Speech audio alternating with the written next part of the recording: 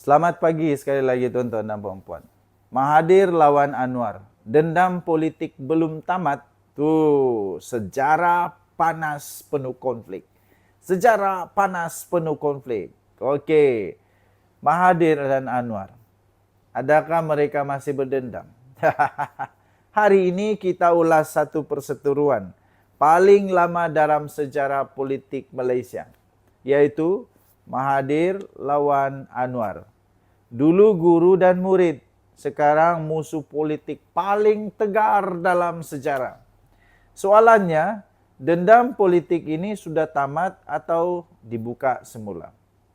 Sebelum saya teruskan tuan-tuan dan puan-puan yang dihormati sekalian, bagi anda yang memiliki sedang sakit, apapun jenis penyakit, kencing manis, darah tinggi, buah pinggang, diabetik, kanser, sakit otak, sakit mulut, sakit mata, sakit telinga, buasir, lemah badan, lemah tenaga badan, batin, apa sajalah. Susah mau beranak, apa sajalah ya. Bagi anda yang ada masalah ini, saya ingin perkenalkan satu produk daripada For Life Research Malaysia Sdn Bhd. Ini adalah syarikat saintis. Syarikat penyelidikan saintis yang mana telah berjaya menemui transofektor yang boleh meningkatkan imun badan anda sehingga 400% kekuatan. Anda boleh sembuh daripada penyakit melalui imun badan yang kuat. Jadi bagi anda yang sudah memang perlu, jangan berkira-kira. Bagi anda yang perlu, yang betul-betul serius sahaja sila hubungi saya. Yang benar-benar serius mau sembuh, yang sanggup beli sila tanya saya. Yang sekadar mau bagi tahu saya peminat kamu, tak payahlah. Okey, bagi anda yang mau sembuh, saya boleh bantu anda. Saya boleh bantu anda. Okey, hubungi saya. Baik, tuan-tuan dan puan-puan yang dihormati sekalian. Asalnya sekutu, sekarang musuh. Paling tegar. Anwar naik di bawah Mahathir. Datuk Seri Anwar Ibrahim sertai UMNO pada tahun 1982 atas pelawaan Mahathir. Mahathir akhirnya mengangkat Datuk Seri Anwar Ibrahim jadi Menteri Keuangan. Dan selepas itu timbalan Perdana Menteri yang pada waktu itu dianggap pewaris. Tapi pada tahun 1998, Mahathir tiba-tiba memecat Anwar atas isu kononnya ada salah laku.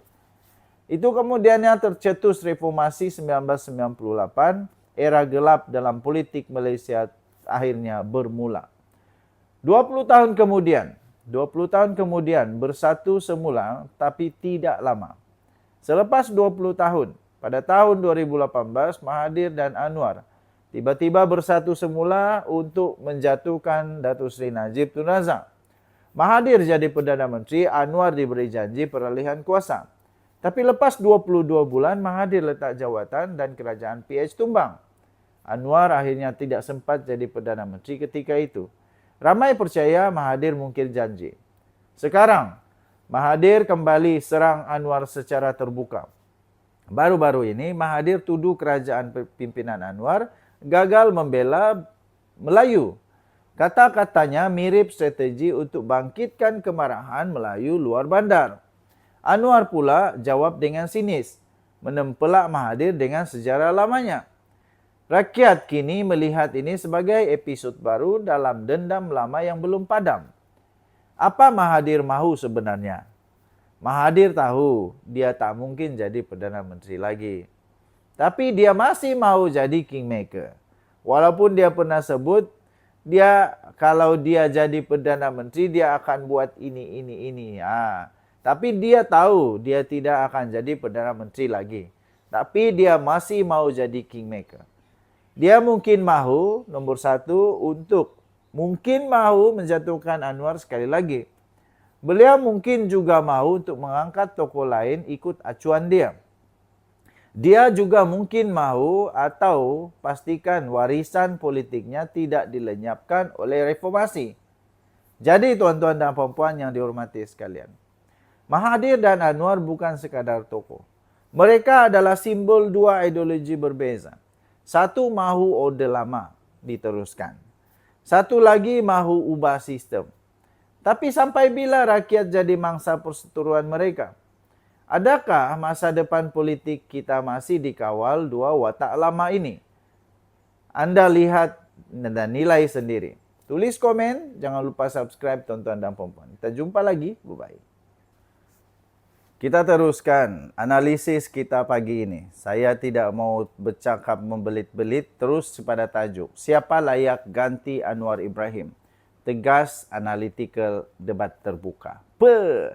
Tegas, analytical, debat terbuka. Tuan-tuan dan puan-puan, kalau Anwar Ibrahim bersara atau tumbang pada hari ini, kalau Anwar Ibrahim bersara atau tumbang pada hari ini, siapa paling layak ganti jadi Perdana Menteri Malaysia? Mari kita bincang nama-nama besar yang disebut sekarang dan nilai siapa paling bersedia ambil alih kerusi panas Putrajaya. Nombor 1. Tapi sebelum itu, sebelum saya berikan nama yang nombor 1, bagi Anda yang ada masalah kesehatan, kencing manis, sakit buah pinggang, kolesterol, darah tinggi, diabetes, apalagi ya, sakit buah pinggang, sakit jantung, sakit paru-paru, sakit mata, sakit otak, sakit telinga, sakit hidung, sakit mulut, buasir, sakit badan, lemah tenaga batin, apa saja penyakit kamu yang ada sekarang, saya ingin kenalkan satu produk daripada For Life Research Malaysia Sdn Bhd. Ini research company, ya. Ini adalah For Life Research Malaysia Sdn Bhd. Syarikat saintis. Pendek cerita dia supaya tuan-tuan dan puan-puan faham. Ini syarikat saintis, ya, syarikat saintis. Produk dia produk transfer factor, boleh meningkatkan imun badan tuan-tuan dan puan-puan sehingga 400% kekuatan tubuh badan. Dengan kekuatan yang begini besar, badan kita boleh sembuh dari penyakit kerana imun kita yang kuat. Bagi anda yang betul-betul sudah terdesak mau sembuh, hubungi saya. Yang tak mau sembuh, tak payah hubungi saya. Nanti menyusahkan saya saja. Yang benar-benar mau sembuh, yang sanggup membeli produk untuk sembuh, yang betul-betul sahaja, hubungi saya, ya. Okey, yang hanya mau ganggu saya tak payah. Kemarin sudah banyak produk ini saya hantar kepada doktor juga ada, pada lawyer, kepada engineer, kepada cikgu-cikgu, banyak yang ambil produk ni. Okey, kita teruskan. Nomor 1, Rafizi Ramli, of course, strategi dan statistik. Dikenali sebagai arkitek kemenangan Pakatan Harapan 2018. Beliau seorang pakar strategi, bijak dalam data, kuat berhujah. Kini beliau adalah Menteri Ekonomi. Walaupun ada kritikan, dia paling konsisten dalam menjelaskan dasar-dasar negara. Kekuatan beliau seorang yang sangat bijak, sangat lantang, sangat cekap. Cabaran pula, beliau ada hubungan yang tegang dengan orang dalam kerajaan dan terlalu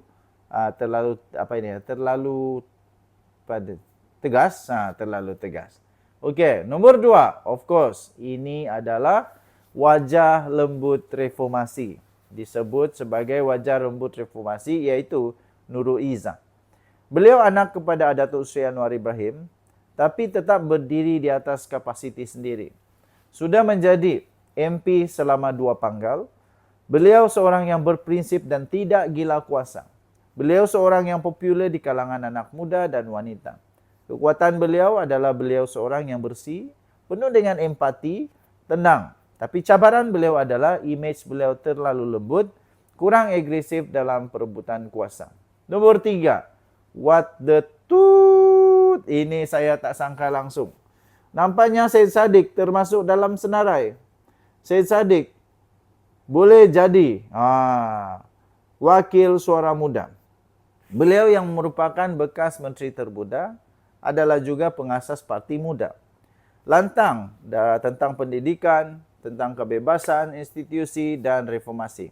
Tapi partinya kecil dan masih tidak ada tapak kukuh. Kekuatan beliau muda, semangat tinggi dan fasih. Cabaran pula tiada sokongan majoriti, imej yang populis dan isu kes mahkamah. Tokoh-tokoh lain, tuan-tuan dan puan-puan, ada juga nama tokoh-tokoh lain. Contohnya Saifuddin Nasution, Fahmi Fazil, atau Muhammad Ammar. Wah, Muhammad Ammar pun masuk juga dari PAS. Tapi mereka lebih dilihat sebagai team player, bukan front runner PM. Untuk ganti Datuk Seri Anwar Ibrahim, perlu aura nasionalis, perlu aura nasional dan lintas kaum. Ini satu cabaran yang besar. Secara kesimpulan, siapa paling layak? Kalau ikut kemampuan teknikal, Rafizi Ramli of course paling layak. Kalau ikut simpati rakyat dan prinsip, Nurul Izzah paling selamat. Kalau nak lonjak suara muda, Syed Saddiq jawabnya. Tapi, tuan-tuan dan puan yang dihormati sekalian, politik Malaysia bukan pasal kelayakan semata-mata. Ia tentang siapa boleh kumpul kuasa, bina kepercayaan dan tahan tekanan. Jadi, siapa pilihan korang? Tulis di komen siapa pilihan korang. Kita jumpa lagi. Bye-bye.